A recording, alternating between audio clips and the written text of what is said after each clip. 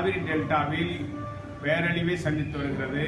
கர்நாடக அரசுடைய நயவஞ்சக நடவடிக்கையால் உரிய காலத்தில் தண்ணீரை வழங்க மறுத்ததால் இன்றைக்கு இருபோகம் விளைவித்த காவிரி டெல்டாவில் ஒருபோக சம்பா சாகுபடியை செய்ய முடியாத நிலை, வடகிழக்கு பருவமழையை நம்பிதான் சாகுபடி செய்ய வேண்டிய நெருக்கடி ஏற்பட்டிருக்கிறது.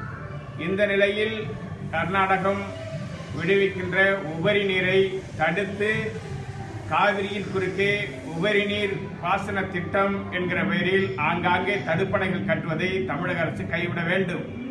சேலம் மாவட்டத்திற்கும் நாமக்கல் மாவட்டத்திற்கும் ஏரி குளங்களை நிரப்புவதற்காக மேட்டூர் உபரி நீர் மேலேற்று திட்டம் என்கிற ஒரு திட்டத்தை எடப்பாடி பழனிசாமி அவர்கள் அறிவித்திருப்பது வன்மையாக கண்டிக்கத்தக்கது. இத்திட்டம் நிறைவேற்றப்பட்டால் காவிரி டெல்டாவுடைய விவசாயம் முற்றிலும் அழிந்து போகும் பேராபத்து ஏற்பட்டிருக்கிறது. எனவே இதனை கைவிட மறுத்தால் தமிழக காவிரி டெல்டா விவசாயிகளை ஒன்றிணைத்து தீவிரமான போராட்டத்தில் களமிறங்குவோம் என்று எச்சரிக்கிறோம். அதேபோல மத்திய அரசாங்கம் காவிரியின் குறுக்கே ராசிமணல் அணை கட்டுவதற்கு தமிழக அரசு எந்தவித முன்மொழிவுகளும் எங்களுக்கு அனுப்பவில்லை.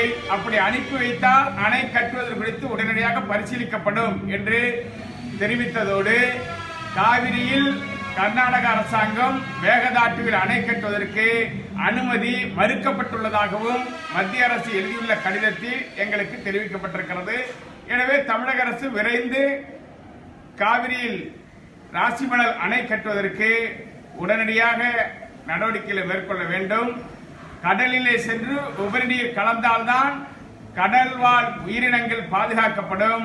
எனவே தடுப்பணை திட்டம் என்பது காவிரியில் உபரி நீர் வருவது கிடையாது, பாசன நீர் மட்டும்தான் வந்து கொண்டிருக்கிறது.